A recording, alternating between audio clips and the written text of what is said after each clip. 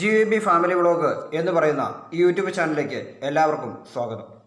അപ്പോൾ ഇന്ന് നമ്മൾ സംസാരിക്കുന്നത് പാംസ്ട്രിയുടെ തന്നെ അത്ഭുതങ്ങളായ ഒരു രേഖ. ഇന്നാണ് ഞാൻ അമാനുഷിക ശക്തികൾ നൽകുന്ന ഒരു രേഖ എന്ന് പറഞ്ഞിട്ടൊരു രേഖ നമ്മൾ പറഞ്ഞിരുന്നു, പ്രസിദ്ധപ്പെടുത്തിയിരുന്നു.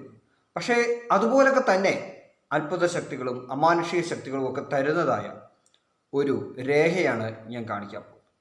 2 മോഡൽ ഹാൻഡാണ് ഞാൻ കാണിക്കുക. കാരണം ഈ പറയുന്ന 2 മോഡലിൽ ഒരു മോഡലാണ് സാറിന് ഇവിടെ കാണിക്കുന്നത്. പക്ഷേ ഈ 2 മോഡലിലും ഈ ഒരു രേഖ കറക്റ്റാണ് അത് കാണിക്കാനായിട്ട്. കഴിഞ്ഞ തവണ കാണിച്ചതും ഏത് മോഡൽ ഹാൻഡിലും അത്ഭുത ശക്തി കിട്ടുന്ന ആ രേഖ കാണിച്ചതും കറക്റ്റാണ്. പക്ഷേ ഇന്ന് ഞാൻ 2 മോഡൽ കൂടി ഇമേജിൽ ഒന്നിച്ച് ആഡ് ചെയ്തിട്ടുണ്ട്.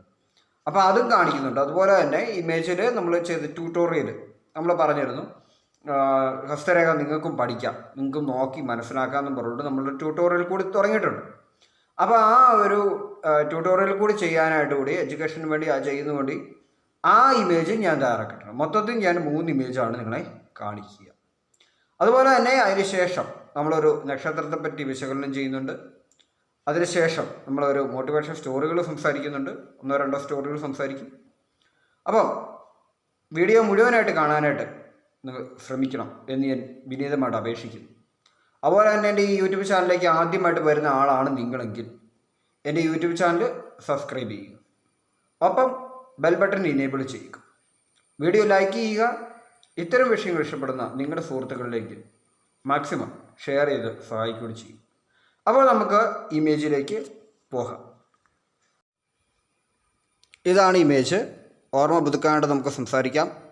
ഈ കാണുന്നതാണ് നമ്മുടെ ആയുർരേഖ, ഈ കാണുന്നത് നമ്മുടെ ശിരോരേഖ അല്ലെങ്കിൽ ബുദ്ധിരേഖ, ഈ കാണുന്നതാണ് നമ്മുടെ ഹൃദയരേഖ അല്ലെങ്കിൽ ആരോഗ്യരേഖ, ഈ കാണുന്നതാണ് നമ്മുടെ ഭാഗ്യരേഖ. അല്പം കൂടി അടുപ്പിച്ച് ഞാൻ കാണിക്കുകയാണ്.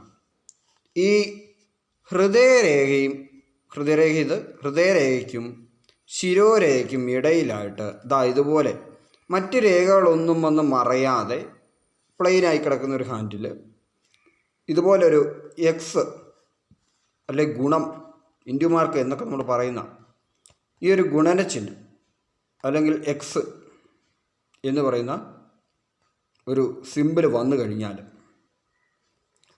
എന്താണ് ഫലം? സാധാരണ ഇതുപോലെ ഗുണം ക്രോസ്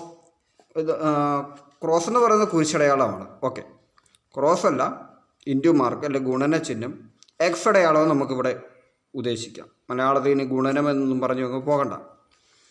അപ്പോൾ ഇവിടെ എക്സ് അടയാളം വന്നിട്ടുണ്ട്. ഈ എക്സിൻ്റെ അർത്ഥം, സാധാരണ എക്സ് കയ്യിൽ വരുന്നത് നമുക്ക് അശുഭ ലക്ഷണമാണ് കാണിക്കുന്നത്. കാരണം നമുക്ക് മോശം യോഗങ്ങൾ കൊണ്ടുവരുന്ന ഒരു കാര്യമാണ് എക്സ് ചിഹ്നങ്ങൾ. അമിതമായി കയ്യിൽ പല ഭാഗങ്ങളിൽ വരുന്നത് നമുക്ക് അശുഭ ലക്ഷണമാണ് കാണിക്കുന്നത്. പക്ഷേ ഇവിടെ ഇപ്പോൾ എക്സ് സിമ്പൽ വന്നിരിക്കുന്നത് ഇങ്ങനെ ഹൃദയരേഖയുടെയും ബുദ്ധിരേഖയുടെയും ഇടയിലായിട്ട് ചില സമയങ്ങളിൽ ഇവിടെ ടച്ചായിട്ട് നിൽക്കും, ചിലപ്പോൾ ഇതുപോലെ ഫെൻഡറിലായിട്ട് നിൽക്കും. ഒരെണ്ണം ഉള്ളെങ്കിൽ ഒരു കുഴപ്പമില്ല. ഇത് വളരെയധികം അത്ഭുത ശക്തി ആ വ്യക്തിക്ക് മാനുഷികമായ പല ശക്തികളും കൊണ്ടെത്തി നൽകപ്പെടും, ജീവിതത്തിൽ ലഭിക്കും. അത് കാരണം എന്താണെന്ന് ചോദിച്ചു കഴിഞ്ഞാൽ, ഈ വ്യക്തി പറക്കുന്ന ശക്തി കിട്ടുന്നല്ല, യോഗ, മെഡിറ്റേഷൻ മുതലായ കാര്യങ്ങളൊക്കെ ചെയ്യാനും കഴിവുള്ള ആൾ, അത്തരം വിഷയങ്ങളിൽ ഇൻട്രസ്റ്റ് ഉള്ള ആളായിരിക്കും. ജ്യോതിഷം പോലുള്ള കാര്യങ്ങളിൽ ഇൻട്രസ്റ്റ് ഉള്ള ആളായിരിക്കും. അത്തരം കാര്യങ്ങളിലൂടെയും അതുപോലെ ചില തപസ് പോലുള്ള കാര്യങ്ങളൊക്കെ അനുഷ്ഠിച്ച് ജീവിതത്തിൽ രഹസ്യമായിട്ട് അത്തരം കാര്യങ്ങളൊക്കെ ചെയ്ത് ചില മന്ത്രശക്തികളൊക്കെ ഉണർത്തിയെടുക്കാൻ ശ്രമിച്ച് ചില കാര്യങ്ങളിലൊക്കെ വിജയങ്ങൾ കണ്ടെത്തുകയും ഒരല്പം പവർ, ഒരാളെ കണ്ടു കഴിഞ്ഞാൽ അയാളുടെ ക്യാരക്ടർ പറയാൻ കഴിയുക, അങ്ങനെ തുടങ്ങിയ പല കാര്യങ്ങളും കഴിവ് കിട്ടുന്ന ആളുടെ ഹസ്തരേഖയിൽ ഇതുപോലൊരു ഇൻഡു മാർക്കുണ്ടാവും. ഫോക്കസ് ഔട്ടാവുന്നുണ്ട്, ദയവായി ക്ഷമിക്കുക. ഫോക്കസ് കറക്റ്റ് ആവുന്നതാണ്, ക്ഷമിക്കുക. ഓക്കെ, ഫോക്കസ് കറക്റ്റായിട്ടുണ്ട്. അപ്പം നിങ്ങൾക്ക് മനസ്സിലായല്ലോ, ഇത് ഇൻഡു മാർക്ക് ഇതാണ്, കറക്റ്റായിട്ട് വന്നിട്ടുണ്ട് നമുക്ക്. ഓക്കെ, ആദ്യം ഒന്ന് ഫോക്കസ് ഔട്ടായി പോയെന്ന് നിങ്ങൾ ക്ഷമിക്കുക. ഫോൺ കയ്യിലാണ് പിടിച്ചിരിക്കുന്നത്, അതുകൊണ്ടാണ് അങ്ങനെ വന്നിരിക്കുന്നത്. ഓക്കെ, അപ്പോൾ ഇനി ഇതുപോലെ തന്നെ മറ്റൊരു ഹാൻഡ് കൂടി ഞാൻ കാണിക്കുന്നുണ്ട്. അതും ഇതുപോലെ ഇൻഡു മാർക്ക് വരുന്നുണ്ട്, എക്സ് അടയാളം വരുന്നുണ്ട്. പക്ഷേ ആ ഹാൻഡിൻ്റെ രീതി കൂടി നിങ്ങളൊന്ന് കണ്ടിരിക്കണം. അതായിരിക്കും സാധാരണ എല്ലാവർക്കും ഉള്ള കോമണായ ഹാൻഡ്. ഇതാണ് ആ ഹാൻഡ്. ഇതായിരിക്കും നോർമലി നിങ്ങൾക്കൊക്കെ ഉള്ള ഹാൻഡ്, സാധാരണ ഉള്ള ഹാൻഡ്. ഇത് ആയുർരേഖ, ഇത് ഭാഗ്യരേഖ, ഇത് ശിരോരേഖ, ഇത് ഹൃദയരേഖ. ഓക്കെ, അതിനിടയിലായിട്ട് ഇതുപോലൊരു എക്സ് അടയാളം വന്നിരിക്കുന്നു. ഓക്കെ, മനസ്സിലാക്കുക. അപ്പോൾ എക്സ് അടയാളം വന്നിരിക്കുന്നു. അപ്പോൾ നിങ്ങൾക്ക് നന്നായി കാര്യങ്ങൾ മനസ്സിലായെന്ന് ഞാൻ കരുതുന്നു. ഇനിയിപ്പോൾ നമുക്ക് നമ്മുടെ വീഡിയോയുടെ ട്യൂട്ടോറിയലിലേക്ക് പോകാം. ചെറിയൊരു ഫോക്കസ് ഔട്ട് അതിൻ്റെ പോരായ്മയുണ്ട്, എല്ലാവരും ക്ഷമിക്കുമെന്ന് ഞാൻ പ്രതീക്ഷിക്കുന്നു. ഇനിയിപ്പോൾ നമുക്ക് വീഡിയോയുടെ ട്യൂട്ടോറിയലിലേക്ക് കടക്കാം. ഞാൻ 2 ഇമേജുകൾ കാണിച്ചിരുന്നു. ഇതിപ്പോൾ 3ാമത്തെ ഇമേജാണ്. ഞാൻ തുടക്കത്തിൽ പറഞ്ഞിരുന്നു 2 ഇമേജും 3 ഇമേജ് കാണിക്കുമെന്ന് പറഞ്ഞു ടോട്ടലായിട്ട്. അപ്പോൾ നമ്മൾ 3ാമത്തെ ഇമേജിൽ നമ്മൾ ഇവിടെ ഒരു ഹാൻഡിൻ്റെ ഒരു ഡെമോ വരച്ചിട്ടുണ്ട്. ഇതാണ് നമ്മുടെ ആയുർരേഖ, ഇത് ബാഹ്യരേഖ, ഇത് ശിരോരേഖ, ഇത് ഹൃദയരേഖ. ഇനി ചൂണ്ടുവിരലിൻ്റെ താഴെ ഭാഗം നമ്മളൊരു മണ്ഡലമായിട്ട് നമ്മൾ പറഞ്ഞിരുന്നു. മണ്ഡലങ്ങൾ ഒരു വീഡിയോ ഞാൻ മുഴുവൻ അടയാളപ്പെടുത്തി കാണിച്ചിട്ടുമുണ്ട്. അപ്പോൾ ഈ വീഡിയോയിൽ നമ്മളിവിടെ സംസാരിക്കുന്നത് ചൂണ്ടുവിരലിൻ്റെ താഴത്തെ മണ്ഡലത്തിൻ്റെ പേരെന്ത്? വ്യാഴമണ്ഡലം. ഓർത്ത് വെക്കുക, പഠിച്ചു വെക്കുക, മനസ്സിലാക്കി വെക്കുക. അപ്പം വ്യാഴമണ്ഡലത്തിൻ്റെ പ്രത്യേകതകൾ ശരിയായി നല്ല രീതിയിൽ അറിയാവുന്ന ഒരു പാമ്പിസ്റ്റ്, ഒരു ഹസ്തരേഖ വിദഗ്ധൻ ഈ വ്യാഴമണ്ഡലത്തേക്ക് ചൂണ്ടുവിരലിൻ്റെ താഴേക്ക് നോക്കിക്കഴിഞ്ഞാൽ അയാളുടെ ക്യാരക്ടറിൽ എന്തെല്ലാം വ്യത്യാസങ്ങൾ വരും എന്നുള്ളത് പറയാൻ സാധിക്കും. അപ്പോൾ അതെന്തെല്ലാം ഒന്ന് മനസ്സിലാക്കാനായിട്ട് നമുക്ക് വീഡിയോയിലോട്ട് തിരിച്ചു വരാം. അപ്പോൾ ചൂണ്ടുവിരലിൻ്റെ താഴെ ഭാഗത്തെ നമ്മൾ വ്യാഴമണ്ഡലം എന്ന് പറയുന്നത് മനസ്സിലായല്ലോ. നിങ്ങളുടെ സ്വന്തം കയ്യിൽ ചൂണ്ടുവിരലിൻ്റെ താഴെയുള്ള ഭാഗം പരന്ന് കിടക്കുന്ന ചെറിയൊരു ഭാഗത്തെ വ്യാഴമണ്ഡലം എന്ന് പറയുന്നു. അതിനാണ് ഞാൻ ആ വട്ടം വരച്ച് കാണിച്ചിരിക്കുന്നത്. അപ്പം മറന്നു പോകരുത്, പുരുഷന്മാർക്ക് വലത് കൈ, സ്ത്രീകൾക്ക് ഇടത് കൈ. മനസ്സിലായല്ലോ. ഒരു പുരുഷൻ ഒരു സ്ത്രീയുടെ കൈ നോക്കുമ്പോൾ ഇടത് കൈയിലേക്ക് നോക്കുക, സ്ത്രീ പുരുഷൻ്റെ കയ്യിലേക്ക് നോക്കുന്നെങ്കിൽ വലത് കൈയിലേക്ക് നോക്കുക പുരുഷൻ്റെ. പുരുഷന്മാർ തമ്മിലാണ് കൈ നോക്കുന്നതെങ്കിൽ 2 പേർക്കും വലത് കൈ നോക്കാം. 2 സ്ത്രീകൾ തമ്മിലാണെങ്കിൽ ഇടത് കൈ തമ്മിലാണ് നോക്കേണ്ടത്. ഇനി അതുപോലെ തന്നെ പുരുഷന്മാർക്ക് വലത് കൈന്നും സ്ത്രീകൾക്ക് ഇടത് കൈന്നും മാത്രമായിട്ട് ഓർമ്മിച്ച് വെച്ചാലും കാര്യങ്ങൾ മനസ്സിലാവുന്നതാണ്. ഇനിയിപ്പം വ്യാഴമണ്ഡലത്തിൻ്റെ പ്രത്യേകതകൾ. ചൂണ്ടുവിരൽ കൊണ്ട് എന്തും സ്വന്തമാക്കാമെന്നും ഒക്കെ പറഞ്ഞുകൊണ്ട് ഞാനൊരു ചൂണ്ടുവിരൽ കൊണ്ട് ഇനി എന്തും സാധിക്കും അല്ലെങ്കിൽ എന്തും നമുക്ക് നേടാമെന്നൊക്കെ പറഞ്ഞുകൊണ്ട് ഞാനൊരു വീഡിയോ നേരത്തെ ചെയ്തിരുന്നു. ആ വീഡിയോയിൽ ഞാൻ ഡീറ്റെയിൽഡ് ആയിട്ട് ഇതേപ്പറ്റി പറഞ്ഞിട്ടുണ്ട്. പക്ഷേ മണ്ഡലത്തിൻ്റെ പേരോ അല്ലെങ്കിൽ മണ്ഡലത്തിൻ്റെ പേര് പറഞ്ഞിട്ടുണ്ടെങ്കിൽ ഞാൻ കൂടുതൽ ഡീറ്റെയിൽഡ് ആയിട്ട് പറഞ്ഞിട്ടുണ്ട്. പക്ഷേ ഇന്ന് ഞാൻ പറയുന്നത് നമ്മുടെ ട്യൂട്ടോറിയൽ പർപ്പസിന് വേണ്ടിയിട്ട്, എഡ്യൂക്കേഷൻ പർപ്പസിന് വേണ്ടിയിട്ട് നമ്മൾ ഒന്നുകൂടി ആ ഒരു വിവരം ഇവിടെ സംസാരിക്കുകയാണ്. അത്രയും നീളമില്ല, ഒരു കുറച്ച് കാര്യങ്ങൾ മാത്രമാണ് നമ്മൾ സംസാരിക്കുന്നത്. ഇപ്പം വ്യാഴമണ്ഡലം നമുക്ക് എന്താണ് തരുന്നത്? അധികാരമാണ് തരുന്നത്. നമുക്കറിയാം, നമ്മൾ നേരെ നോക്കി ചൂണ്ടുകയാണ്, ഒരു അധികാരമാണ്. അധികാരമുള്ള ആളാണ് ഒരാളോട് വിരൽ ചൂണ്ടി സംസാരിക്കുക. അപ്പോൾ അധികാരം, നമുക്ക് അധികാരം തരുന്ന ഒരു രേഖ അല്ലെങ്കിൽ ഒരു ചിഹ്നം ചൂണ്ടുവരുന്ന താഴെയുണ്ട്, നമ്മുടെ അധികാരശക്തി ഇരട്ടിക്കും. അപ്പോൾ ആളുടെ അധികാരത്തെപ്പറ്റി, അധികാരങ്ങളുടെ ശക്തി എത്രയുണ്ട്, ഒരാളോട് ആജ്ഞാപിച്ചു കഴിഞ്ഞാൽ മറ്റുള്ളവരെ കൊണ്ട് അനുസരിപ്പിക്കാൻ ആ വ്യക്തിക്ക് പറ്റുമോ എന്നുള്ളത് മനസ്സിലാക്കണമെങ്കിൽ ചൂണ്ടുവരുന്ന താഴേക്ക് നോക്കിക്കഴിഞ്ഞാൽ ഒരു പാമ്പിസ്റ്റ് മനസ്സിലാവും. ഒരു അതീശത്വം എന്തെങ്കിലും കാര്യത്തിനകത്ത് വളരെയധികം ശക്തമായ സ്വാധീനമായ വ്യക്തിക്കുണ്ടോ എന്നുള്ളത്. അതുപോലെ തന്നെ ലക്ഷ്യബോധം മനസ്സിലാക്കുക. ലക്ഷ്യബോധം, ഒരു ലക്ഷ്യം നേടിയെടുക്കാനുള്ള ആ വ്യക്തിക്ക് എവിടം വരെ സഞ്ചരിക്കാനുള്ള കഴിവുണ്ടാകും എന്നുള്ളത് കാണണമെങ്കിൽ നല്ലൊരു ഹസ്തരേഖ വിദഗ്ധൻ നോക്കുകയാണെങ്കിൽ ചൂണ്ടുവിരലിൻ്റെ താഴെയുള്ള ഭാഗത്തേക്ക് നോക്കിക്കഴിഞ്ഞാൽ മനസ്സിലാക്കാൻ സാധിക്കും. അതുപോലെ ആ വ്യക്തിയുടെ ഈശ്വര ചിന്തകൾ, ഈശ്വരാനുഗ്രഹം, ഈശ്വരചിന്ത മുതലായ കാര്യങ്ങൾ, നിരീശ്വരവാദിയാണോ, ഈശ്വരചിന്തയുള്ളവനാണോ, ഈശ്വര അനുഗ്രഹമുള്ളവനാണോ എന്നെല്ലാം കണ്ടുപിടിക്കണമെങ്കിൽ നല്ലൊരു ഹസ്തരേഖ വിദഗ്ധന് ആ വ്യക്തിയുടെ ചൂണ്ടുവിരലിലേക്ക് നോക്കിയാൽ മതി. ചൂണ്ടുവിരലിന് താഴെയുള്ള വ്യാഴമണ്ഡലത്തിലേക്ക് നോക്കണം. മനസ്സിലായോ? വ്യാഴമണ്ഡലം. അപ്പോൾ അത് മനസ്സിലാക്കിയെടുക്കാൻ സാധിക്കും. ഇനിയിപ്പോൾ നമ്മൾ പറഞ്ഞു കഴിഞ്ഞു, 2 ഇമേജിന് ഞാൻ എക്സിൻ്റെ അടയാളം കാണിച്ചിട്ടുണ്ട്. അത്ഭുത ശക്തികൾ ലഭിക്കും എന്ന് പറഞ്ഞിരുന്നു. യോഗയിലുള്ള അത്ഭുത ശക്തികൾ, മെഡിറ്റേഷനിലൂടെ വലിയൊരു മൈൻഡ് പവർ ആ വ്യക്തിക്ക് നേടിയെടുക്കാൻ സാധിക്കും. അങ്ങനെ പല കാര്യങ്ങളും നേടിയെടുക്കാൻ സാധിക്കും. നേരത്തെ തന്നെ സ്വപ്നത്തിലൂടെ കാര്യങ്ങൾ മനസ്സിലാക്കിയെടുക്കാൻ, വരാൻ പോകുന്ന ഭാവിയെപ്പറ്റി മനസ്സിലാക്കിയെടുക്കാനുള്ള കഴിവുകളെല്ലാം, അങ്ങനെ പല കാര്യങ്ങളും ആ വ്യക്തിക്ക് ലഭിക്കും. ഇനിയിപ്പോൾ നമുക്ക് സംസാരിക്കാനുള്ളത്, നമ്മൾ രേവതി മുതൽ പുറകോട്ട് അശ്വതിയിലേക്ക് പോവുകയാണ് നക്ഷത്രങ്ങളുടെ വിശകലനം നടത്തിക്കൊണ്ട്. അപ്പോൾ നമ്മൾ ഇന്ന് സംസാരിക്കുന്ന നക്ഷത്രം ഏതാണെന്ന് ചോദിച്ചു കഴിഞ്ഞാൽ പൂരാട നക്ഷത്രത്തെ പറ്റിയാണ്. പൂരാട നക്ഷത്രത്തിൻ്റെ പ്രത്യേകതകൾ, പൂരാട നക്ഷത്രത്തിൻ്റെ പൊതു സ്വഭാവങ്ങൾ, അവർക്ക് അനുയോജ്യമായ ജോലികൾ എന്തെല്ലാം എന്നെല്ലാം നമുക്കൊന്ന് അറിയാം. പൂരാട നക്ഷത്രത്തിലുള്ളവർക്ക് സാധാരണ ശാരീരികമായിട്ട് ആരോഗ്യമുള്ള ശരീരഘടനയായിരിക്കും. ആദ്യ കാലഘട്ടത്ത് അവർക്ക് അല്പം ആരോഗ്യക്കുറവായിരിക്കും. അതിനുശേഷം അവർക്ക് അല്പം കൂടി ആരോഗ്യപരമായ ഒരു ശരീരഘടന വരും, സൗന്ദര്യമുണ്ടാകും, തുടങ്ങിയ കാര്യങ്ങൾ, ആകർഷണീയത ഉണ്ടാകും. എല്ലാവരോടും ആകർഷണീയമായി പ്രവർത്തിക്കാനും എല്ലാവർക്കും ഒരു ആകർഷണം അവരോട് തോന്നും. ബുദ്ധിശക്തി നല്ല രീതിയിലുണ്ട്, അവർക്ക് ബുദ്ധിശക്തിയുണ്ട്. പക്ഷെ പഠന കാര്യങ്ങളിലാവുകയില്ലേ ബുദ്ധിശക്തി. മറ്റ് കാര്യങ്ങളിലോ മറ്റ് മേഖലകളിലോ കലാപരമായ കഴിവുകളിലോ ആയിരിക്കും ചിലപ്പം ബുദ്ധിശക്തി കിടക്കുക, മനസ്സിലാക്കുക. പിന്നെ വിശാലമായ ഒരു മനസ്സവർക്കുണ്ട്, വിശാലമായ മനസ്സ്, എന്തും അവർ സ്വീകരിക്കും. അങ്ങനെയുള്ള ഒരു വിശാലമായ മാനസികാവസ്ഥയും ചിന്താശേഷിയൊക്കെ അവർക്കുണ്ട്. മധുരഭാഷണം എന്ന് പറയുന്നുണ്ട്. മധുരഭാഷണം എന്ന് പറഞ്ഞു കഴിഞ്ഞാൽ വളരെയധികം ശാന്തമായി സമാധാനമായി പരിചയമില്ലാത്തവരോട് സംസാരിക്കും. പരിചയമുള്ളവരോടല്ല, പരിചയമുള്ളവരോട് ഇടപെടുന്ന രീതി വേറെ രീതിയിലാണ്. പക്ഷേ പരിചയമില്ലാത്തവരോടും ആദ്യമായി പരിചയപ്പെടുന്നവരോടും വളരെ മാന്യമായ രീതിയിൽ സംസാരിക്കാൻ കഴിവുള്ള മധുരഭാഷണം നടത്തുന്ന ആളുകളാണ് പുരാടത്തിലുള്ളവർ. സുഹൃത്തുക്കളോട് ആത്മാർത്ഥതയുണ്ട്. ആത്മാർത്ഥമായിട്ട് ഏതൊരു കാര്യവും ഒരാൾ ആവശ്യപ്പെട്ട് കഴിഞ്ഞാൽ പുറത്തുനിന്ന് ഒരാൾ ആവശ്യപ്പെട്ട് കഴിഞ്ഞാൽ അതൊക്കെ ചെയ്തു കൊടുക്കാനുള്ള ആത്മാർത്ഥതയുടെ അങ്ങേയറ്റം അവർ പ്രവർത്തിക്കും. സ്നേഹമുള്ള പെരുമാറ്റമാണ്. ഈ രണ്ട് കാര്യങ്ങൾ കൊണ്ട് തന്നെ കൂടുതൽ ആളുകൾ ഇവരെ ചൂഷണം ചെയ്യുകയോ പറ്റിക്കുകയും.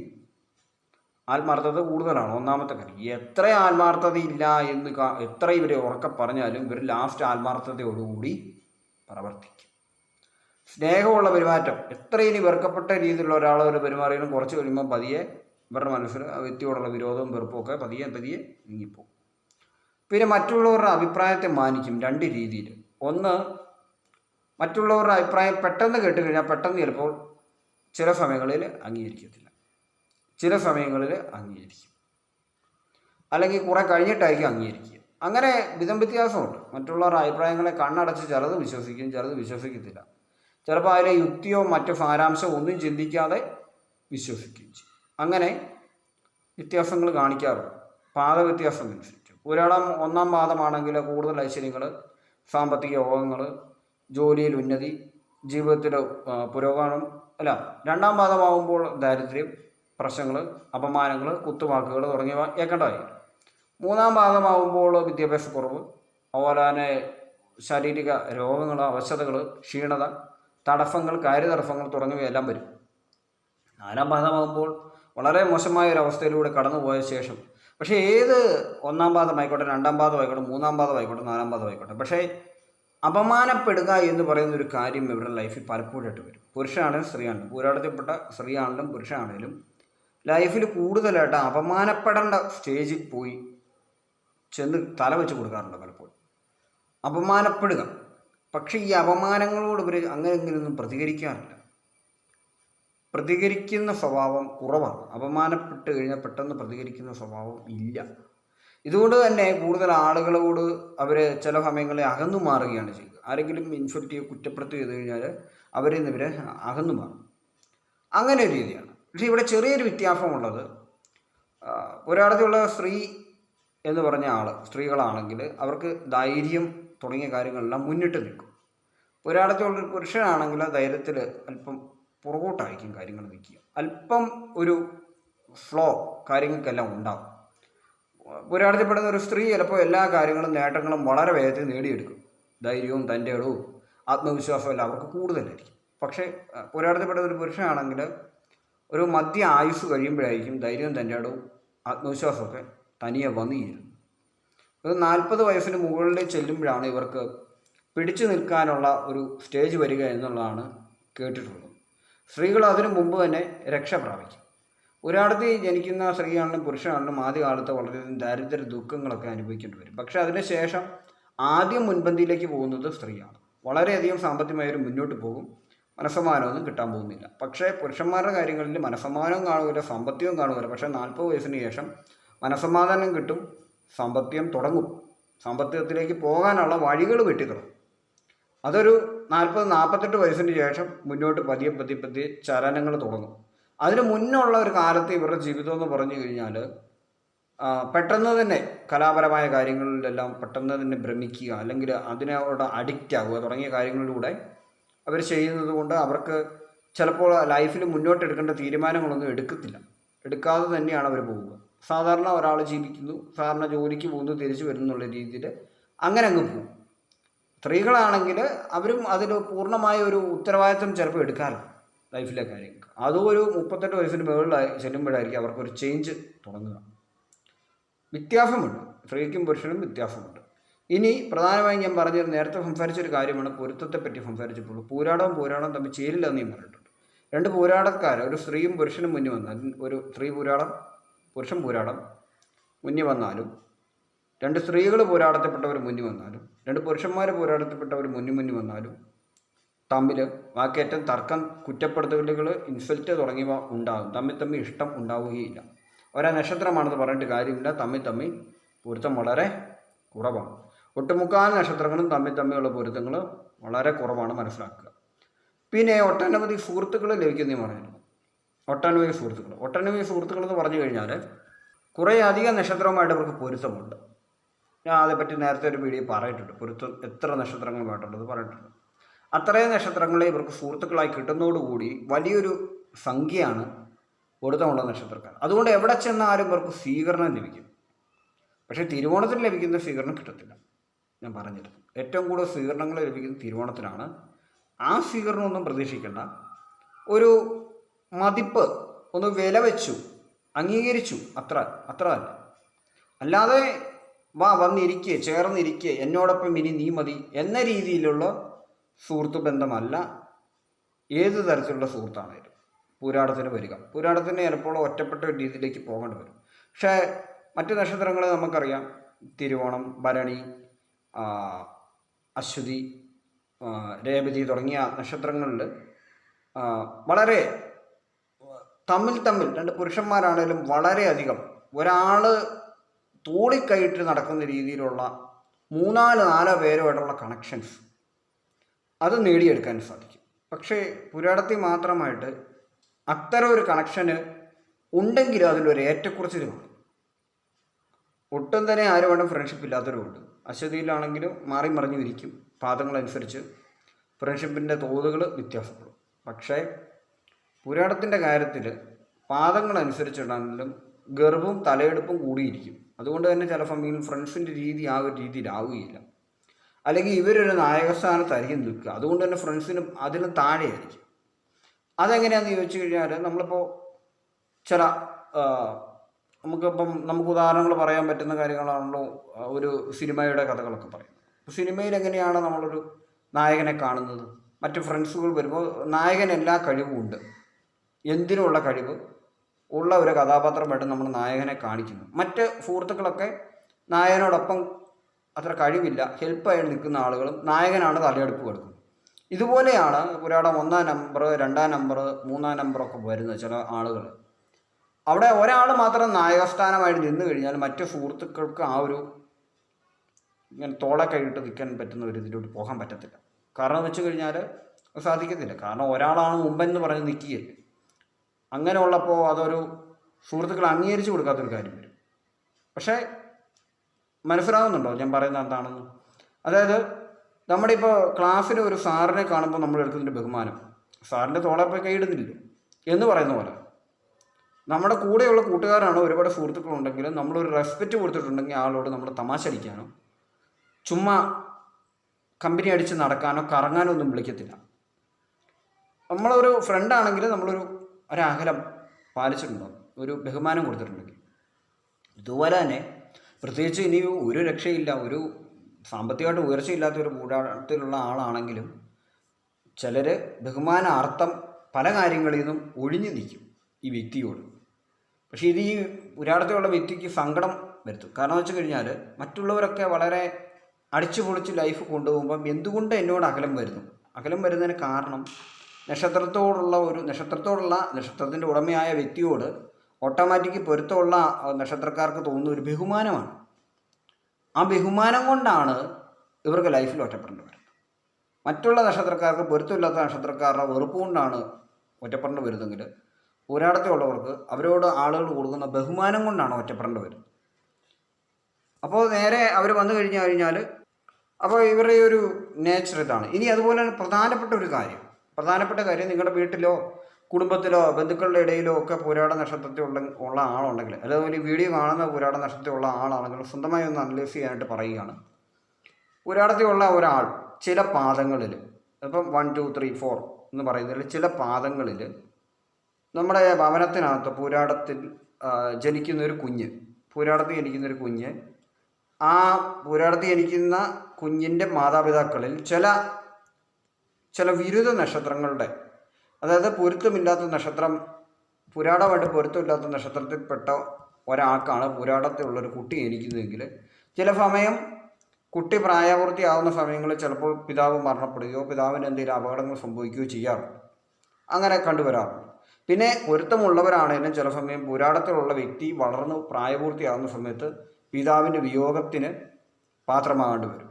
കാരണം പുരാടത്തിലുള്ള ആളുകൾ ചിലപ്പം വളർന്ന് എത്തുമ്പോൾ, സ്ത്രീയാണെങ്കിലും പുരുഷാണെങ്കിലും ചില പാദങ്ങളിൽ, എല്ലാവരിലും ഇല്ല, 1 2 3 വരുന്നതിനകത്ത്, 4 വരെ വരുന്നതിനകത്ത്, 1 മുതൽ 4 വരെ വരുന്നതിനകത്ത് ചില സമയങ്ങളിൽ പ്രായപൂർത്തിയാകുമ്പോൾ, പുരാടത്തിലുള്ള ആൾ പ്രായപൂർത്തിയാകുമ്പോൾ, 18 വയസ്സ് 20 വയസ്സെത്തുമ്പോൾ പിതാവ്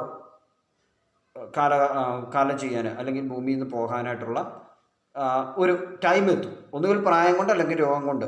അങ്ങനെ ചില പാദങ്ങൾക്കുണ്ട്, ചില വ്യത്യാസങ്ങളുണ്ട്.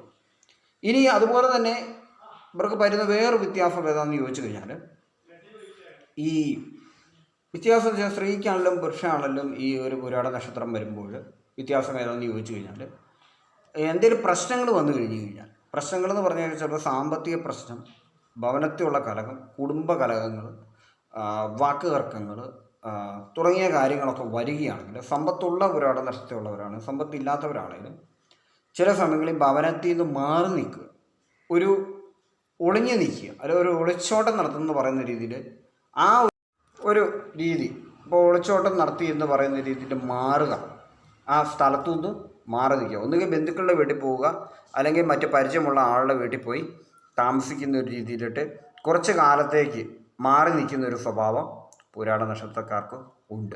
ഇത് നിങ്ങളിപ്പോൾ പുരാട നക്ഷത്രമുള്ള ആളാണെങ്കിൽ നിങ്ങളുടെ ഭാവിയിൽ വരുന്ന ഒരു കാര്യമാണ്. അത് മനസ്സിലാക്കി ഇപ്പോഴേ ഒരു തീരുമാനമെടുത്തു കഴിഞ്ഞാൽ വലിയ രീതിയിൽ നിങ്ങളെ അപമാനപ്പെടുകയോ അപവാദത്തിന് ഇരയാകുകയോ ചെയ്യാതെ രക്ഷപ്പെടാം. 2, നിങ്ങളുടെ വീടിനകത്തോ കുടുംബത്തിനകത്തോ പുരാട നക്ഷത്രത്തിലുള്ള സ്ത്രീയോ പുരുഷനോ ഉണ്ടെങ്കിൽ അവർ ഈ പ്രവൃത്തി ചെയ്തിട്ടുണ്ടോ ഇല്ലയോ എന്നുള്ളത് നിങ്ങൾക്ക് നേരത്തെ തന്നെ മനസ്സിലാക്കിയെടുക്കുകയാണെങ്കിൽ എത്രത്തോളം അനലൈസിങ്, ജ്യോതിഷത്തിൻ്റെ അനലൈസിങ് ശരിയാണെന്നുള്ളത് നിങ്ങൾക്ക് മനസ്സിലാക്കിയെടുക്കാം. ഇതൊക്കെ അവരുടെ ലൈഫിൽ വരുന്നൊരു കാര്യമാണ്. ചില ആളുകൾക്ക് മാത്രം കേസ് പ്രശ്നങ്ങളായിരിക്കും വരിക. കേസ് പ്രശ്നങ്ങൾ പലർക്കും വരാറുണ്ട്. പുരാടത്തിൽപ്പെട്ട പുരുഷന്മാർക്ക് പലപ്പോഴും കോടതി കേസുകളും മറ്റു കാര്യങ്ങളും കൂടുതലായി വരാറുണ്ട്. അത് വരാറുണ്ട്. സ്ത്രീകൾക്ക് കുറവായിരിക്കാം, പക്ഷേ പുരുഷന്മാരുടെ കാര്യത്തിൽ മറ്റ് നിയമപരമായ ചില കാര്യങ്ങൾ എപ്പോഴും എത്താറുണ്ട്. അതുപോലെ തന്നെ ഞാൻ പറഞ്ഞു, സുഹൃത്തുക്കളുണ്ട്, ആത്മാർത്ഥതയുണ്ട്. അതുപോലെ തന്നെ പറയാനുള്ള ശുഭാപ്തി വിശ്വാസമുള്ളവരാണ്.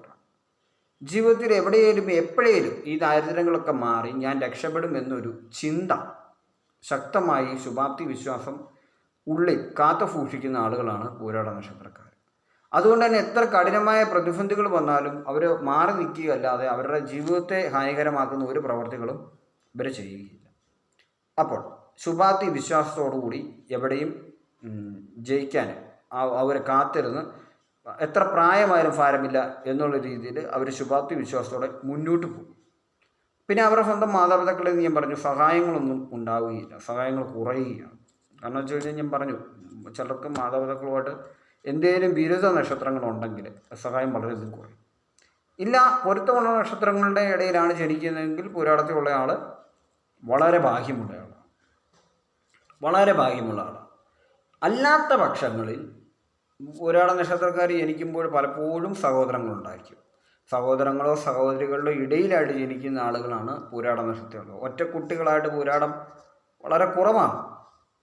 ചില ആളുകൾ മാത്രമേ ഉള്ളൂ ഒറ്റക്കുട്ടികളായിട്ട് ജനിക്കുക. അപ്പോൾ അനിഴത്തി പറന്ന ആളുകൾ ചില വീടുകളിലൊക്കെ ഒറ്റക്കുട്ടികൾ, ഒരു പെൺകുട്ടി ഭൂരിഭാഗം, അല്ലെ ഒരാൺകുട്ടി. ആ ഒരു അനിഴ നക്ഷത്രത്തിലുള്ള ഒരാൾ ജനിച്ചു കഴിഞ്ഞാൽ പിന്നെ ഒരാൾ ജനിക്കുന്നതിന് കാലതാമസം, അല്ലെങ്കിൽ മൂത്തയാളായി പോവുക.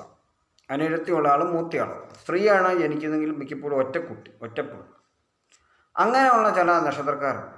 തിരുവാതിരയിലുള്ളവരാണെങ്കിൽ തീർച്ചയായും ഒരു സഹോദരൻ കൂടി കാണും, അല്ലെ സഹോദരന്മാർക്ക് എണ്ണവും കൂടുതലായിരിക്കും. ഒന്നുകിൽ ഇളയിലുള്ള ആളായിരിക്കും തിരുവാതിര ഉള്ള ആൾ, അല്ലെങ്കിൽ മൂത്തയാളായിരിക്കാം. സഹോദരങ്ങൾക്ക് എണ്ണം കൂടുതലാണ്. പൂരുരുട്ടാതിക്കാർക്ക് സഹോദരങ്ങൾക്ക് എണ്ണമുണ്ട്. അങ്ങനെ ഒറ്റക്കുട്ടികൾ വരിക എന്ന് പറയുന്നതിനകത്ത് പൂരാടന്മാർക്ക് മിക്കവർക്കും സഹോദരങ്ങൾക്ക് എണ്ണം കൂടുതലാണ്. ഈ സഹോദരങ്ങൾ പൊരുത്തമില്ലാത്ത നക്ഷത്രമാണെന്ന് കരുതുക. മാതാപിതാക്കളും പൊരുത്തമില്ലാത്ത നക്ഷത്രമാണെങ്കിൽ വളരെയധികം മോശമായ പ്രതിബന്ധങ്ങളിലൂടെ കടന്നു പോകേണ്ടതായ അവസ്ഥ പൂരാട നക്ഷത്രക്കാർക്കുണ്ടാകും. ഇനി പൊരുത്തമുള്ളവരാണെങ്കിൽ മഹാഭാഗ്യമാണ്. ജീവിതത്തിലെ ഏറ്റവും വലിയ ഭാഗ്യമുള്ള ആളുകളാണ് അവർ. കാരണം പൊരുത്തമുള്ള നക്ഷത്രക്കാർ എണ്ണക്കൂടുതലാണേലും ഭാഗ്യക്കുറവ് കൊണ്ട് ചിലപ്പോൾ ജനിക്കുന്ന ഭവനത്തിൽ പൊരുത്തമുള്ള ഒരു വ്യക്തി പോലും കാണുകയില്ല. അതാണ് സംഭവം. പൊരുത്തമുള്ള ആളുകൾ എണ്ണത്തിൽ കൂടുതലാണെങ്കിലും ജനിക്കുന്ന ഭവനത്തിൽ ഒരു സഹോദരനായിരിക്കും പൊരുത്തം ഉണ്ടാവുക, അല്ലെങ്കിൽ ഒരു മാതാപിതാക്കളിൽ ആരെങ്കിലും ഒരാൾ കൂടെ പൊരുത്തം, അല്ലെങ്കിൽ രണ്ടുപേരും പൊരുത്തമില്ല. ഇതിലേതെങ്കിലുമൊക്കെ ഒന്ന് സംഭവിക്കും. അതനുസരിച്ച് ഭാഗ്യക്കുറവുകൾ അനുഭവിക്കേണ്ടി വരും. അതുകൊണ്ട് തന്നെ മാതാപിതാക്കളെ എങ്ങനെയാണെങ്കിലും മാതാപിതാക്കളിൽ നിന്ന് സഹായം കുറവെന്ന് തന്നെയാണ് ജ്യോതിഷത്തിൻ്റെ രീതികൾ പറയുന്നത്. അതുപോലെ മധ്യവയസ്സിൽ പുരോഗതി, അതിനെപ്പറ്റി ഞാൻ സംസാരിച്ചു കഴിഞ്ഞിരുന്നു. കലകളിൽ താല്പര്യമുണ്ട്. കലാപരം എന്ന് പറഞ്ഞു കഴിഞ്ഞാൽ പലവിധ കലകളാണ്. ആയോധന കല, അതായത് മാർഷ്യൽ ആർട്ടുകൾ, അതുപോലെ തന്നെ നൃത്തം, നാടകം, സംഗീതം തുടങ്ങിയ കാര്യങ്ങളും അവയോട് താല്പര്യവും, മ്യൂസിക്, മറ്റു കാര്യങ്ങളോട് താല്പര്യവും തുടങ്ങിയ കാര്യങ്ങളെല്ലാവർക്കും താല്പര്യം. വളരെ ശാന്തമായ ഒരു പ്രകൃതമാണ്. ശാന്തമായ രീതിയിൽ എല്ലാവരെയും സമീപിച്ച് സന്തോഷത്തോടു കൂടി നല്ലൊരു വ്യക്തിയാണെന്ന് നമുക്ക് തോന്നും. പുരുഷന്മാരുടെ കാര്യത്തിൽ. സ്ത്രീകളുടെ കാര്യത്തിൽ ആ രീതിയിലല്ല. സ്ത്രീകളുടെ രീതിയിൽ പൂരാട നക്ഷത്രത്തിലുള്ള ഒരു സ്ത്രീ വരുന്നത് സൗമ്യമായ രീതിയിലല്ല. കാരണം അവർ വളരെയധികം ധൈര്യത്തോടെയും തൻ്റെ ഇടത്തോടെയും തലയെടുപ്പോടു കൂടിയാണ് ഒരു സ്ഥലത്തേക്ക് വന്നിറങ്ങുക. ആഡംബരത്തോട് പ്രിയമുള്ള ആളുകൾ, ആഡംബരത്തോട് ഇഷ്ടമുണ്ട് സ്ത്രീകൾക്ക്. പുരുഷന്മാർക്ക് അത്ര ആഡംബരത്തോട് ഇഷ്ടമില്ല. സ്ത്രീകൾക്ക് ആഡംബരത്തോട് താല്പര്യമുണ്ട്, സമ്പത്തിനോട് താല്പര്യമുണ്ട്. പുരുഷന്മാർക്ക് സമ്പത്തിനോട് വലിയ താല്പര്യമില്ല. സഹായ മനസ്കത കൂടുതലുണ്ട്. സ്ത്രീകൾക്ക് സഹായ മനസ്കത കുറവാണ്. കാരണം അവർക്ക് സമ്പത്ത് കൂടുതലായിട്ട് വന്ന് എല്ലാവരുടെ മുമ്പേ തലയുയർത്തി നിൽക്കണമെന്നൊരു ചിന്ത വരുമ്പോൾ പുരുഷന്മാർക്ക് തല താത്തിയാലും ഭാരമില്ല.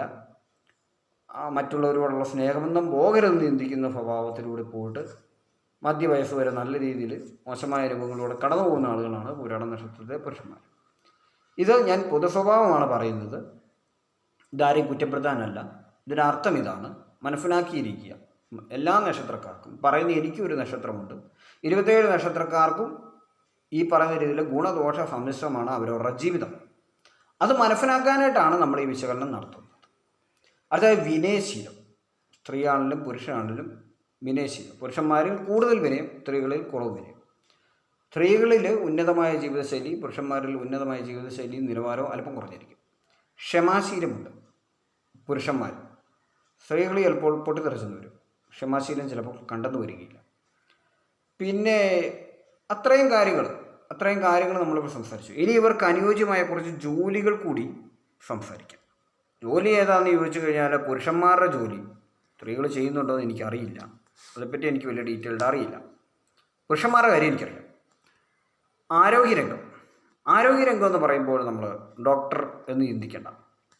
ആരോഗ്യരംഗം എന്ന് പറയുമ്പോൾ യോഗ, സ്പോർട്സ്, കളരിപ്പയറ്റ്, മാർഷ്യൽ ആർട്ടുകൾ, കരാട്ടെ പോലുള്ളത്, ജിംനേഷ്യം തുടങ്ങിയ കാര്യങ്ങളൊക്കെ നടത്തുന്നതോ അല്ലെങ്കിൽ അത്തരം കാര്യങ്ങൾക്ക് ട്രെയിനിങ് ചെയ്യുന്ന കോച്ചായിട്ടോ ഇവർ ജോലി ചെയ്യാറുണ്ട് പൂരാടത്തിൽപ്പെട്ടവർ. കാരണം ഈ പറഞ്ഞ ഒരു കാര്യത്തോട് ഇവർക്ക് വളരെയധികം ഇൻട്രസ്റ്റ് കൂടിയ കാര്യമാണ്. പുരുഷനാണെങ്കിലും സ്ത്രീ ആണെങ്കിലും ആക്ഷൻ രംഗങ്ങൾ കാണുക, ഇടിപിടി കാണുക, അടിപിടി കാണുക, തൊഴി കാണുക, ഇടി കാണുക, അങ്ങനെയുള്ള കാര്യങ്ങളൊക്കെ വലിയ ഇൻട്രസ്റ്റാണ് അവർക്ക്, വളരെ താല്പര്യമുള്ളതാണ്. അവരുടെ ജീവിതത്തിൽ അത്തരം മേഖലകളിൽ പോയി വർക്ക് ചെയ്യുന്നത് ഇവരുടെ ജീവിതത്തിൽ ഇഷ്ടമുള്ളവരാണ്. അതുകൊണ്ട് നമുക്ക് ആരോഗ്യരംഗം പറയാം. അതുപോലെ തന്നെ ഹോസ്പിറ്റലിലാണെങ്കിലും മറ്റ് ജോലികൾ, എന്തെങ്കിലും താഴെയുള്ള ജോലികളോ മറ്റു കാര്യങ്ങളോ അതിൻ്റെ ഒരു ഭാഗങ്ങളിൽ നോക്കുന്ന ആളുകളോ മെഡിക്കലിൻ്റെ ഭാഗത്ത് കൊണ്ടു കൊടുക്കുന്ന ആളുകൾ, റെപ്രസെൻ്റ് ചെയ്യുന്ന ആളുകളല്ല, അല്ലെങ്കിൽ റെപ്പറല്ല, അല്ലാതെ ഒരു കോൺട്രാക്ട് ലൈസൻസ് എടുത്ത് നടത്താൻ കഴിവുള്ള ആളുകളാണ് ഒരാളത്തിൽ. ഭക്ഷണവുമായിട്ട് ഇവർക്ക് ബന്ധമുണ്ട്. ഹോട്ടലിൽ ജോലി ചെയ്യുകയോ അല്ലെങ്കിൽ ഹോട്ടലുമായി ബന്ധപ്പെട്ട സിനിമ സീരിയൽ മേഖലകളിലേക്കുള്ള ഭക്ഷണങ്ങൾ എത്തിക്കുകയോ, കല്യാണത്തിന് കേറ്ററിംഗ് പോലുള്ള കാര്യത്തിൻ്റെ ഭക്ഷണങ്ങൾ കൊണ്ടെത്തിക്കുകയോ തുടങ്ങി ഇവർ പാചകം ചെയ്യുന്ന കാര്യങ്ങൾ അല്പം പുറകോട്ടാണ്. പാചകത്തിൻ്റെ കാര്യത്തിൽ ഇവർ അഗ്രഗണ്യരൊന്നുമല്ല. സ്ത്രീകൾക്ക് നന്നായി പാചകം ചെയ്യാൻ പറ്റും. പുരുഷന്മാർക്ക് പാചകം കുറച്ച് പേര് ചെയ്യാം, പഠിച്ചിരിക്കും. പക്ഷേ രുചിയായ രീതിയിൽ സ്ത്രീകൾ മാത്രം ഉണ്ടാക്കും. പുരുഷന്മാർ പാചകം നല്ലതായിട്ട് അറിയാവുന്ന ആളുകൾ, ഹോട്ടലിലെ ഷെഫൊക്കെ ആണെങ്കിൽ കുഴപ്പമില്ല.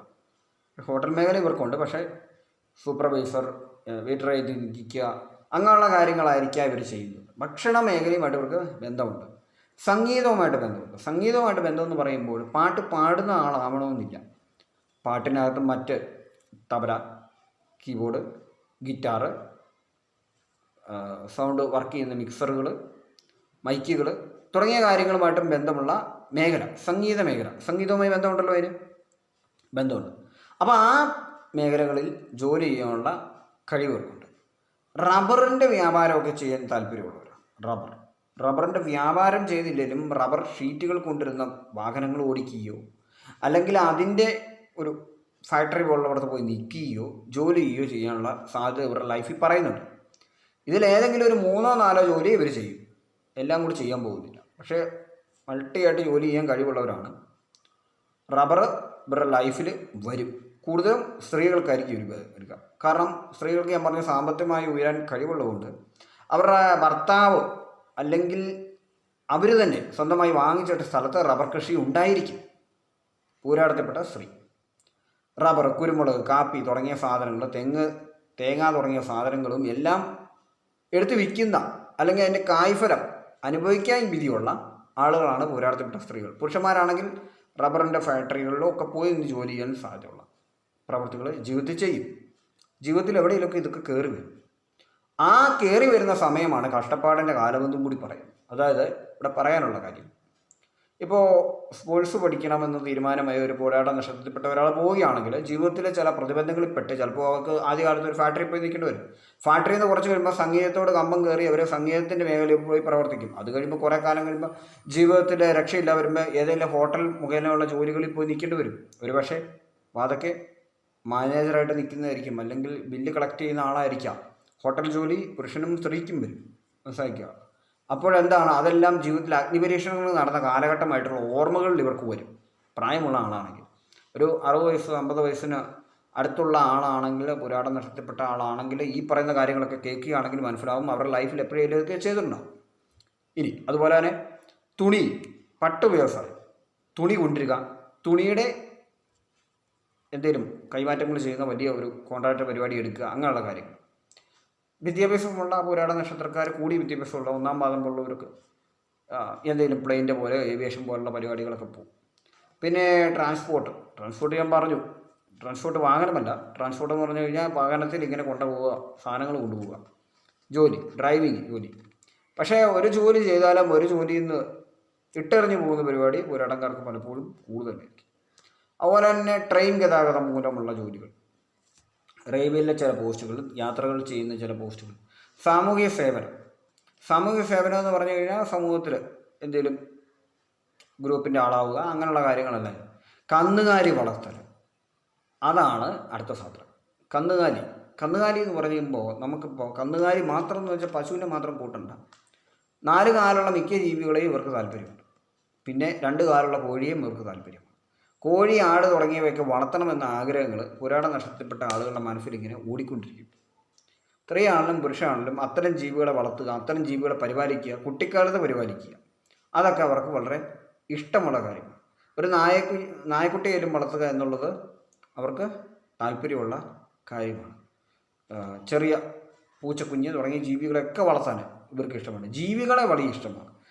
ചെറിയ തത്ത, അതുപോലെ അങ്ങനെയുള്ള ജീവികൾ, കാട, കോഴി, അങ്ങനെയുള്ള സകല ജീവികളെയും വീട്ടിലോട്ട് വലിച്ചുകൊണ്ട് വരികയും, വീട്ടിൽ ചിലപ്പം ജീവികളെ ഇഷ്ടമില്ലാത്ത മാതാപിതാക്കളാണെങ്കിൽ ഈ വ്യക്തിയോട് ഏറ്റവും കൂടുതൽ വഴക്ക് കേൾക്കേണ്ടായി വരുന്ന ഒരു കുടുംബത്തിൽ എല്ലാ നക്ഷത്രത്തിൽപ്പെട്ടവരെയും ജീവികളെ വീട്ടിൽ കൊണ്ടുവരാറില്ല. പക്ഷേ ജീവികളെ വഴിയിൽ നിന്ന് എടുത്തുകൊണ്ട് വരുന്ന ആളുകളാണ് പുരാട നഷ്ടപ്പെട്ടവർ. സ്ത്രീയാണെങ്കിലും പുരുഷനാണെങ്കിലും ഒരു കാലത്ത് ചെയ്യും. കുട്ടിയായിരിക്കുമ്പോൾ സ്ത്രീകൾ ചെയ്യും, മുതിർന്ന ശേഷം ഇച്ചിരി അകലം വെക്കും. പക്ഷേ പുരുഷന്മാരങ്ങനെയല്ല, ജീവികളോടുള്ള ഭ്രമം കൂടുതലാണ് സ്ത്രീകളെ അപേക്ഷിച്ച്. സ്ത്രീകൾക്ക് കുറച്ച് മാറ്റമുണ്ടെന്ന് ഞാൻ പറയും. സ്ത്രീകൾ കുട്ടികളായിരിക്കുമ്പോൾ എല്ലാ ജീവികളെയും ഇഷ്ടമാണ്.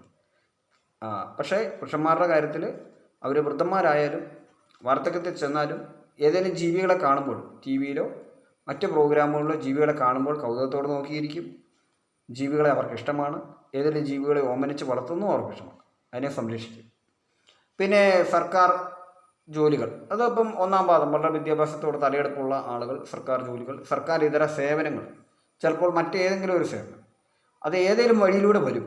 കാരണം അതെങ്ങനെയാണെന്ന് എനിക്കറിയില്ല. ഏതെങ്കിലും വഴിയിലൂടെ സർക്കാരുമായി ബന്ധപ്പെട്ട പല ജോലികളും സേവനങ്ങളും ഒരാളത്തുള്ള ആളുടെ ലൈഫിലോട്ട്, ആരോഗ്യരംഗമാണെങ്കിൽ പോലും സർക്കാരിൻ്റെ എന്തെങ്കിലുമൊക്കെ കാര്യങ്ങൾ അതിനകത്ത് കയറി വരാം. പറ്റി ഡീറ്റെയിൽഡ് ആയിട്ട് എനിക്കത് ഉദാഹരണം പറഞ്ഞു തരാൻ അറിയില്ല. അതുകൊണ്ടാണ് പറയാത്ത. ബാങ്കുമായി ബന്ധപ്പെട്ട പല കാര്യങ്ങളും ഇവരുടെ ജീവിതത്തിൽ വരും. ഒന്നുകിൽ ബാങ്കിൻ്റെ വായ്പ, ലോണ് തുടങ്ങിയ കാര്യങ്ങൾ, അല്ലെങ്കിൽ ബാങ്കിലെ ഉദ്യോഗം, അല്ലെങ്കിൽ മറ്റ് ഇടപാടുകൾ, ബാങ്കുമായിട്ടുള്ള ഇടപാടുകൾക്ക് ഇടനിലക്കാരനാവുക തുടങ്ങിയ കാര്യങ്ങൾ പുരുഷനാണെങ്കിലും സ്ത്രീയാണെങ്കിലും ബാങ്കിൽ കയറുക, ബാങ്കിൽ നിന്ന് ഇറങ്ങുക തുടങ്ങിയ കാര്യങ്ങൾ സ്ഥിരമായി ചെയ്യുന്ന ഒരു ലൈഫ് ഇവർക്കുണ്ട്. സ്ത്രീയാണെങ്കിലും പുരുഷനാണെങ്കിലും അവർക്ക് ബാങ്കുമായി ബന്ധമുണ്ട്. എല്ലാ നക്ഷത്രക്കാർക്കും ബാങ്കിൽ പോവുക വരിക എന്ന് പറയുന്ന പരിപാടിയൊന്നും കാണുകയില്ല. കയ്യിലേക്ക് ബാങ്കിലെ പണം എത്തിക്കഴിഞ്ഞാൽ ആ നിമിഷം തന്നെ ആ പണം തീർക്കും. അല്ലാതെ ബാങ്കിൽ പോയി നേരം എടുത്ത് വൈകുന്നേരം വരെ നിൽക്കുകയോ അല്ലെങ്കിൽ ബാങ്കിലെ അടിക്കടി വിസിറ്റ് ചെയ്യുകയോ ചെയ്യുകയില്ല. പക്ഷെ അടിക്കടി വിസിറ്റ് ചെയ്യേണ്ട കാര്യങ്ങളോ അല്ലെങ്കിൽ ആരെങ്കിലും കൊടുക്കുന്ന എന്തെങ്കിലും ഡോക്യുമെൻ്റ് ബാങ്കുകളിൽ കൊണ്ടു കൊടുക്കുന്ന പടി, എന്തെങ്കിലും ഒരു കാര്യത്തിൻ്റെ മാറ്റിയെടുക്കേണ്ട കാര്യങ്ങൾ വരുമ്പോൾ ആ ഡോക്യുമെൻ്റ് വഴി ബാങ്കിൽ മറ്റൊരാൾക്ക് വേണ്ടി ചെന്നിട്ട് അവിടെ പോയി വെയിറ്റ് ചെയ്തിട്ട് ആ കാര്യം നേടിക്കൊണ്ട് വരുന്ന പണികൾ ഏറ്റവും കൂടുതൽ തലയിലേക്ക് വരുന്ന ആളുകളാണ് പൂരാടത്തിയുള്ളവർ. മറ്റുള്ളവരാണെങ്കിൽ ഏതെങ്കിലും കടകളിലോ സ്ഥാപനത്തിലോ ജോലി ചെയ്യുമ്പോൾ മാത്രമേ ഇതിൽ പ്രശ്നം ഫേസ് ചെയ്യേണ്ടി വരൂ. എന്നാലും അതിന് ചില സോൾവ് ചെയ്യാനുള്ള കുറുക്കുവഴികളുണ്ട്. പക്ഷേ പൂരാടത്തിയുള്ളവർ നേരിട്ടില്ല. അടുത്താണ് നിയമവകുപ്പ്. നിയമവകുപ്പ് എന്ന് പറയുമ്പം പൂരാടത്തിയുള്ളവർ ചില നിയമങ്ങളൊക്കെ പഠിച്ചു വെക്കും. പുരുഷന്മാർ, സ്ത്രീകളല്ല. പുരുഷന്മാർ ചില നിയമങ്ങൾ പഠിച്ചു വെക്കും. നിയമം പഠിച്ചു വെക്കുന്നതുകൊണ്ട് ചിലപ്പോൾ അവർക്ക് നിയമപാലകരാകാൻ പറ്റും, അഭിഭാഷകരാകാൻ പറ്റും, നല്ല വിദ്യാഭ്യാസമുണ്ടെങ്കിൽ. വിദ്യാഭ്യാസത്തിൽ ചിലർ പിന്നോക്കമാണ് നിൽക്കുക. അതുകൊണ്ട് പിന്നോക്കം നിൽക്കുന്നവരാണെങ്കിൽ നിയമപരമായ ചില പ്രവർത്തികൾ ചെയ്യാനുള്ള അറിവ് കൂടുതലായിട്ട് പലർക്കും പല ഉപദേശങ്ങളും നിയമപരമായി കൊടുക്കുകയും നിയമപരമായ കാര്യങ്ങൾ ചെയ്യുന്ന കക്ഷികളെ പരിചയത്തിൻ്റെ ലിസ്റ്റിൽ ഉണ്ടാക്കി വെക്കുകയും ആ ആളുകളെ കൊണ്ട് മറ്റുള്ളവർക്ക് ഉപകാരം ചെയ്യാൻ തുടങ്ങിയ കാര്യങ്ങൾ ഇവർ ചെയ്തു കൊടുക്കും. അന്താരാഷ്ട്ര വ്യാപാരങ്ങളൊക്കെ നടത്തും. അന്താരാഷ്ട്ര വ്യാപാരം എന്ന് പറയുമ്പോൾ നമുക്ക് എന്താ മനസ്സിലാക്കാം? ഇപ്പോൾ ഒരു ഫ്രിഡ്ജ് വരുന്നു, ആ ഫ്രിഡ്ജിനെ എടുത്ത് വലിയ രീതിയിൽ വേറൊരു സ്ഥലത്തു നിന്നും വേറൊരു സ്ഥലത്തേക്ക് കൊണ്ടുപോകുന്നു. അപ്പോൾ അതൊരു അന്താരാഷ്ട്ര വ്യാപാരമായി. ഇലക്ട്രോണിക്സ് ഉപകരണങ്ങൾ തുടങ്ങിയ കാര്യങ്ങൾ, TV, റേഡിയോ ഒക്കെ അങ്ങനെയുള്ള സാധനങ്ങൾ എല്ലാം കൊണ്ടുവരുന്ന അന്താരാഷ്ട്ര വ്യാപാരമാണ്. വിദേശ സാധനം അത് അവിടുന്ന് കളക്ട് ചെയ്യുകയോ അല്ലെങ്കിൽ എയർപോർട്ട് പോലുള്ളടത്ത് കളക്ട് ചെയ്യുകയോ അങ്ങനെയുള്ള കാര്യങ്ങളെല്ലാം ചെയ്യാൻ ഏതെങ്കിലും വകുപ്പിലൂടെ അവർ വലിയ കരിച്ച് പൂരാടത്തുന്നവർ മനസ്സിലാക്കുക. പുരുഷന്മാർക്കാണ് അത് കൂടുതൽ ഇവർ. അടുത്തത് സർക്കസ് ഉള്ള കാര്യങ്ങൾ, അങ്ങനെയുള്ള കാര്യങ്ങൾ ഞാൻ പറഞ്ഞു. ആരോഗ്യരംഗം എന്ന് പറഞ്ഞിരുന്നു, കായിക രംഗം എന്ന് പറഞ്ഞിരുന്നു. പക്ഷേ സർക്കസിനേക്കാളും കൂടുതലായിട്ട് പറയാനുള്ളത് നമുക്ക് സർക്കസ് മാജിക്കിനോടൊക്കെ ഇവർക്ക് ഇഷ്ടം വരും. ചെറുപ്പത്തിൽ അവർക്ക് ചിന്തകൾ പലതാണ്. ചിലർക്ക് ആനയെ വരെ വളർത്തിയാൽ കൊള്ളാമെന്നുണ്ട്.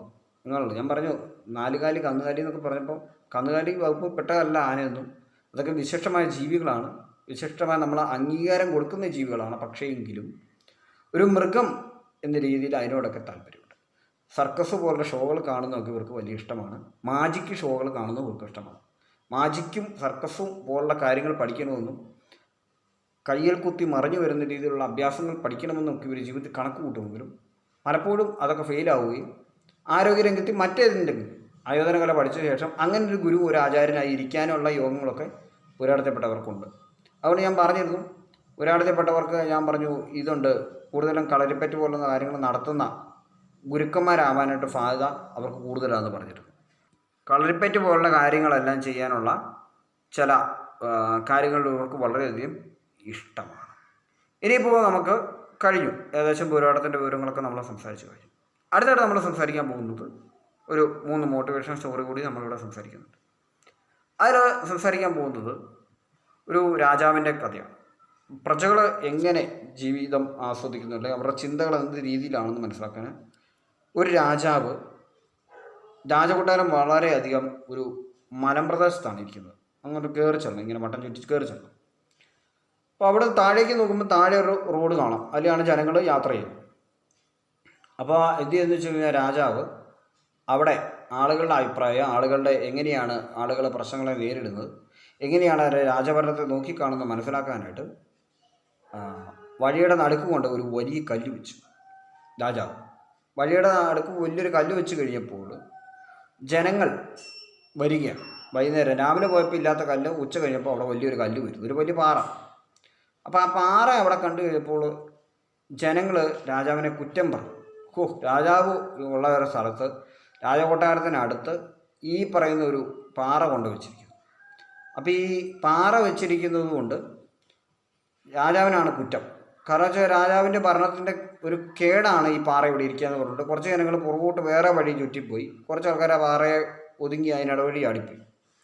അത് കഴിഞ്ഞ് അതിൽ കുറച്ച് സന്യാസിമാർ വരും. സന്യാസിമാർ വന്നു കഴിഞ്ഞപ്പോഴത്തേക്ക് ഈ വഴി പാറയിരിക്കും. അപ്പോൾ സന്യാസിമാർ രാവിലെ പോയപ്പോൾ ഈ പാറ കണ്ടില്ല.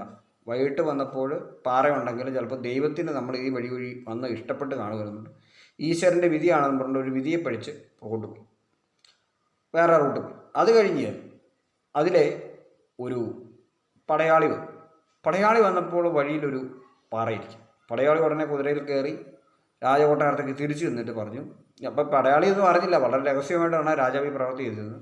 അപ്പം തിരിച്ചു നിന്നിച്ച് പറഞ്ഞു, ശത്രുക്കൾ ആരാണ്ട് നമ്മുടെ രാജ്യം ആക്രമിക്കാണ്ട് വരുന്നുണ്ടെന്ന് പറഞ്ഞു. അങ്ങനെ പറഞ്ഞപ്പം രാജാവിന് മനസ്സിലായി ആളുകൾ ഓരോ രീതിയിലാണിത് കാണുന്നത്. അവസാനം അതിലെ ഒരു സാധാരണ ഒരു വ്യാപാരി, ഒരു കൃഷിക്കാരന് ആയ ഒരു വ്യാപാരിയായിരുന്നു. കൃഷിയും വ്യാപാരമൊക്കെ നടത്തുന്നൊരു സാധാരണ ഒരു കുടുംബം അതിൽ വരിക. 2-3 മാസങ്ങൾ കഴിഞ്ഞിട്ടാണ് അയാൾ വീട്ടിലേക്ക് വരുന്നത്. വരുന്ന വഴിക്ക് വലിയൊരു പാറയിരിക്കും. ഇപ്പം പുള്ളി ഓർത്ത് ഈ നേരത്തെ ഇത് ഇല്ലായിരുന്നല്ലോ, ഇപ്പോൾ ഇത് ഇവിടെ വന്നിരിക്കുന്ന എല്ലാവർക്കും മാർഗ്ഗതടസ്സമാണ്, മാത്രമല്ല എനിക്കും മാർഗ്ഗതടസ്സമാണ്, ക്ഷീണം അനുഭവപ്പെടുന്നുണ്ട്, അപ്പുറം ഒന്ന് കടന്നു പോവുകയും വേണം, വലിയ പാറയിരിക്കാണ്ട് വഴി കടന്ന് പോകാനും വേണം, ഇനി പുറകോട്ട് ചുറ്റി എത്രയും ദൂരം പോവുകയും വേണം. അതുകൊണ്ട് തന്നെ എന്ത് ചെയ്തു, ഈ കർഷകന് ഈ പാറയെ ഉന്തി മാറ്റി, ഒറ്റയ്ക്ക് ആത്മവിശ്വാസം എടുത്ത് ഉന്തി മാറ്റിക്കഴിഞ്ഞപ്പോൾ രാജാവിൻ്റെ സന്തോഷമായി. രാജാവ് മേളിൽ നിന്ന് കാഴ്ചകൾ കാണുന്നുണ്ട്, ഓരോരുത്തർ വന്ന് കാണുന്നുണ്ട്. അപ്പോൾ രാജാവ് ആ വ്യക്തിയെ കൊട്ടാരത്തിലേക്ക് വിളിപ്പിച്ചു പറഞ്ഞു, ഇത്രയും ആളുകൾ എന്നെ കുറ്റപ്പെടുത്തുകയും എൻ്റെ ഭടനടക്കമുള്ളവർ ശത്രുക്കളുടെ ആക്രമണമാണെന്ന് പറഞ്ഞ് അതിനെതിരെ ഒരു മുൻകൂർ തീരുമാനം എടുക്കാതിരിക്കുകയും ചെയ്തു. പക്ഷെ നിങ്ങളൊരാൾ മാത്രമാണ് ഈ ഒരു കാര്യം നല്ല രീതിക്ക് ചെയ്തു, ആ പാറയെ തള്ളി മാറ്റി, അതുകൊണ്ട് നിങ്ങൾക്ക് സമ്മാനം ഉണ്ടെന്നും പറഞ്ഞിട്ട് കുറേ സ്വർണ്ണ നാണയങ്ങൾ കൊടുത്തുവിട്ടു. ഇത് നമ്മൾ മനസ്സിലാക്കേണ്ട, ഓരോ പ്രശ്നങ്ങൾ വരുമ്പോൾ ഓരോ രീതി കാണുന്നതിനനുസരിച്ചാണ് നമുക്ക് അതിന് മാറ്റം വരുന്നത് എന്ന് മനസ്സിലാക്കാം. അടുത്തായിട്ട് നമ്മൾ സംസാരിക്കാൻ പോകുന്നത് ഒരു ഹോട്ടലാണ്. ആ ഹോട്ടലിൽ ഒരു ചെറിയ പയ്യൻ മേശയൊക്കെ തുടച്ച് ഇങ്ങനെ നിൽക്കുക. അപ്പോൾ അവിടെ ഒരു വല്യപ്പച്ചൻ വൈകുന്നേരം വരും. വന്നു കഴിയുമ്പോഴത്തേക്കും ഈ കുട്ടിക്ക് ടിപ്പായിട്ട് 1 രൂപ കൊടുക്കും. അപ്പോൾ ഈ കുട്ടി എന്ന് നോക്കുമ്പോൾ 1 രൂപ കിട്ടും, അവനതെടുത്ത് ചിലവാക്കും, അങ്ങനെയൊക്കെ നടക്കുകയാണ്. സോ ഒരിക്കൽ പോലും ഈ വല്യപ്പച്ചൻ ടിപ്പ് വർദ്ധിപ്പിക്കുന്നില്ല. ഇതൊരു പ്രശ്നമാണ്. മറ്റുള്ളവർ ടിപ്പ് വർദ്ധിപ്പിക്കുന്നു, ചിലർ 5 രൂപ കൊടുക്കും, 10 രൂപ വെക്കും. അപ്പോൾ ഇവരതൊക്കെ ഇഷ്ടം. ഈ വല്യപ്പച്ചൻ വരുന്ന ഈ ടിപ്പ് അത്ര ഇഷ്ടപ്പെട്ടില്ല. കുറേ കാലം കഴിഞ്ഞപ്പോൾ ഈ കുട്ടി ഒരു ദിവസം ഈ പൈസ എടുത്ത് വല്യപ്പച്ചൻ പൈസ ഉള്ളിൽ വെക്കുന്നത് കണ്ടു. ഉടനെ ഓടിച്ചെന്ന് വെച്ച് പറഞ്ഞു, വെക്കേണ്ട ആവശ്യമൊന്നുമില്ല പറഞ്ഞു, ഇച്ചിരി കൂട്ടി വെക്കാൻ അങ്ങ് വെച്ചാൽ മതി എന്ന്. ഉണ്ണി വല്യപ്പച്ചൻ പറഞ്ഞു, കുഞ്ഞെ ഈ ടിപ്പ് നീ എന്തു ചെയ്തെന്ന് ചോദിച്ചു. അപ്പോൾ പറഞ്ഞു, ഞാനത് ഒന്നുമില്ലല്ലോ, 1 രൂപ വെച്ച് എനിക്ക് എന്താ ചെയ്യാനാ, മറ്റുള്ള പൈസയുടെ കൂടെ അത് ചിലവായിപ്പോയി എന്ന് പറഞ്ഞു. നീ കെട്ടിയ ടിപ്പ് മുഴുവൻ നീ ചിലവാക്കിയെന്ന് വെച്ചു. ഞാൻ കിട്ടുന്ന ടിപ്പെല്ലാം ചിലവാക്കുമെന്ന് പയ്യൻ പറഞ്ഞു. അപ്പോൾ വല്യപ്പച്ചൻ പറഞ്ഞു, ഞാൻ പണ്ടൊരു ഹോട്ടലിൽ ഇതുപോലെ ജോലിക്ക് നിൽക്കുക, അന്ന് അവിടെ വേറൊരാൾ ഇതുപോലെ വരും, എന്നും 1 രൂപ വെച്ച് എനിക്ക് തരും. ഞാൻ ആ 1 രൂപ സൂക്ഷിച്ച് വെച്ച് ഞാൻ ഇന്ന് കാണുന്ന രീതിയിൽ പണമുള്ള ഒരാളായിരുന്നു.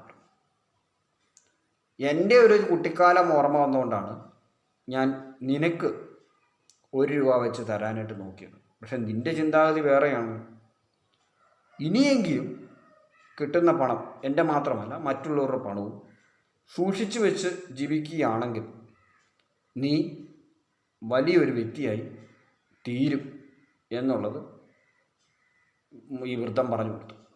ഇങ്ങനെ അപ്പോഴാണ് ആ കുട്ടിക്കൊരു ബോധോദയം ഉണ്ടായത്. കുട്ടി ചെയ്തുകൊണ്ടിരുന്നത് എന്താണെന്ന് കുട്ടിക്ക് മനസ്സിലായി. സേവിങ് ഉണ്ടാക്കി വെക്കുക എന്നുള്ളതാണ്, പണം സേവ് ചെയ്ത് വെക്കുക എന്നുള്ളതാണ് ഇതിൻ്റെ ഒരു സാരാംശം. മനസ്സിലാക്കുക, കുട്ടിക്കാലത്തെ ചെയ്യുക. അടുത്തതായിട്ട് ഒരു ആത്മവിശ്വാസത്തിൻ്റെ കാര്യമാണ് പറയുന്നത്. ആത്മവിശ്വാസം എന്ന് പറഞ്ഞു കഴിഞ്ഞാൽ ഒരു ആത്മവിശ്വാസത്തിൻ്റെ കാര്യങ്ങൾ എങ്ങനെയാണ് മനുഷ്യൻ്റെ വിശ്വാസത്തിൽ എടുക്കുന്നത് എന്നുള്ളത് മനസ്സിലാക്കുക.